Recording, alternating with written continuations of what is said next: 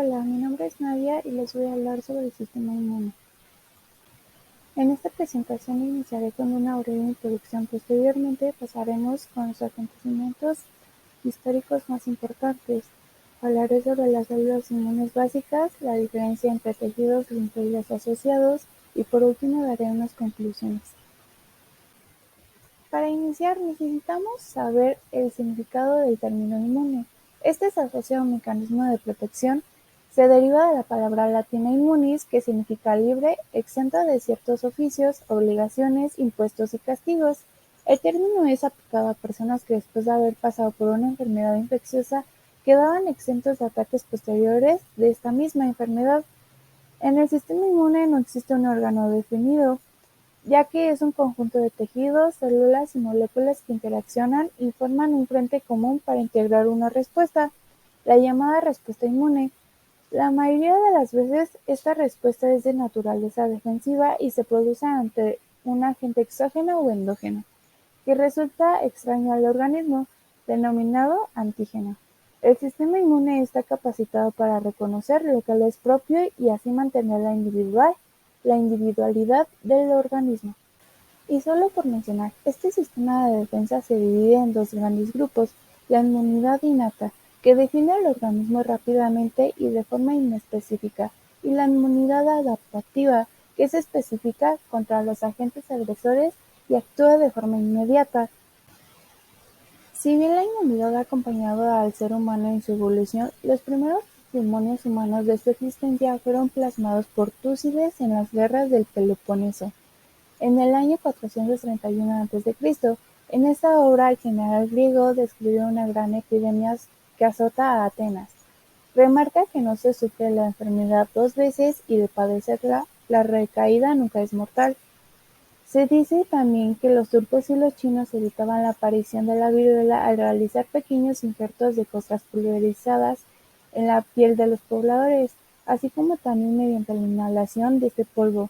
Esta práctica fue realizada desde el año 200 a.C. Y también tenemos a Mitrídates VI, rey del Ponto, quien vivió entre los años 132 a.C. y 63 a.C. Este generó durante su reinado el concepto de mitridatismo, que es el estado del organismo que se hace resistente a la acción de determinado tóxico por la ingesta sucesiva del tóxico en pequeñas dosis, lo que genera inmunidad contra el tóxico. Esto lo realizaba debido a que tenía muchos enemigos, como su madre y su hermano.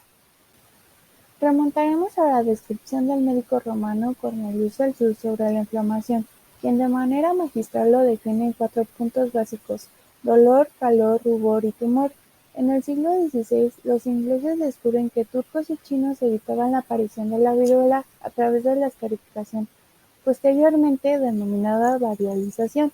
La variolización tomó fuerza a partir de 1718 con su introducción en Inglaterra por parte de Lady Mary Montagu, ya que se había familiarizado con la escarificación en Adrianópolis, llegando a aplicarla en su hijo de 6 años y proponerla para enfrentar la epidemia de viruela que azotó a Londres en el año de 1721. Dicha forma de protección fue importada al Reino y utilizada para tratar previos ensayos clínicos en reos a los aristócratas de la época.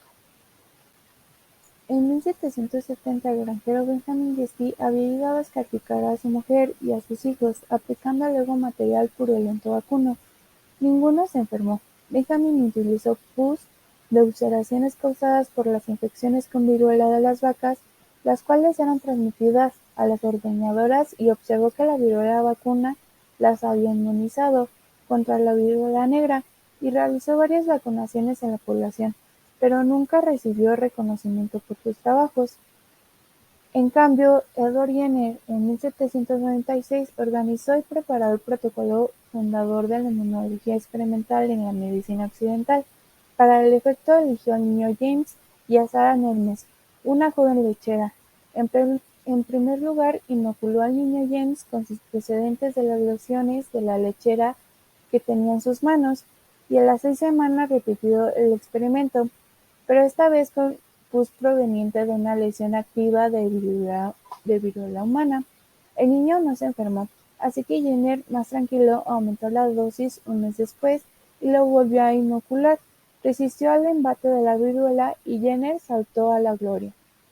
Y solo por mencionar algunas aportaciones de Louis Pasteur, este inició una brillante carrera en la inmunología que desembocaría en los productos tan asombrosos como la vacuna contra la cólera de las gallinas, cuyo agente etiológico recibió el nombre de Pasteurella avicida, o mejor aún, la vacuna contra la rabia, que ni siquiera era producida por una bacteria, sino por un virus entre 1880 y 1885.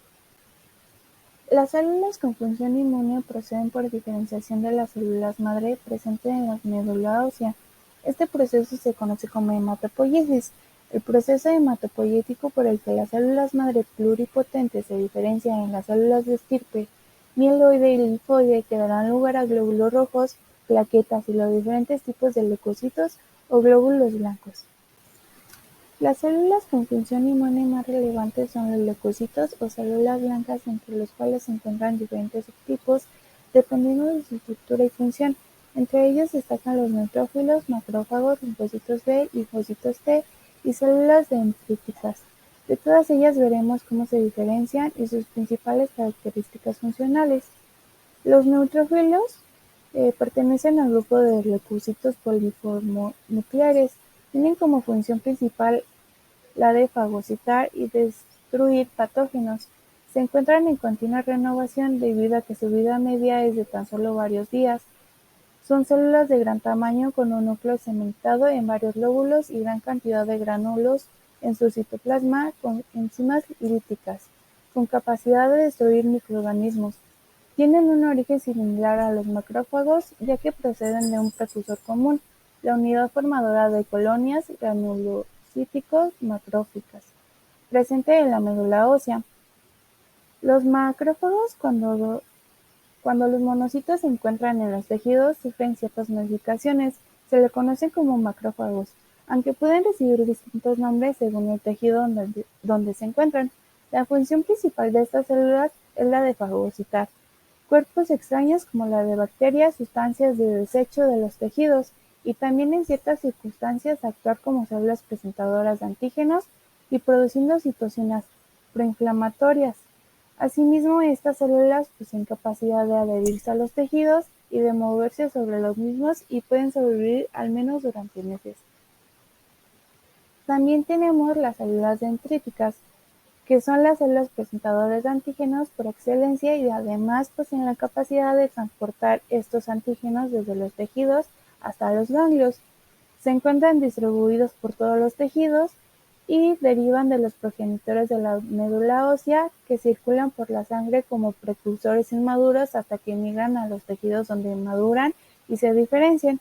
Hay dos tipos de categorías de células dendríticas según su origen y su función, que son las mieloides, que facilitan la respuesta T mediada por Th1, y las plasmacitoides, que inducen respuestas T de tipo Th2.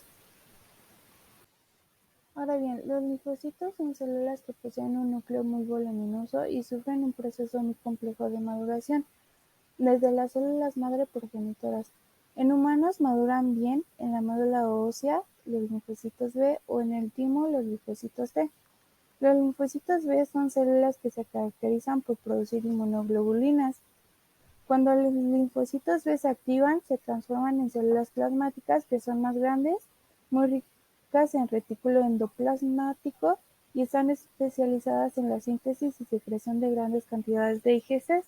Las IgCs producidas por estos linfocitos B pueden quedar unidas a la membrana donde actúan como receptores específicos de antígeno, o bien ser secretadas, en cuyo caso actúan identificando y neutralizando antígenos. Los linfocitos T poseen receptores de células T que reconocen péptidos antigénicos unidos a moléculas de histocompatibilidad. Son los responsables más directos de la respuesta inmunocelular. Estas células maduran en el timo, donde van adquiriendo una serie de moléculas en su superficie que después tendrán aspectos funcionales de relevancia.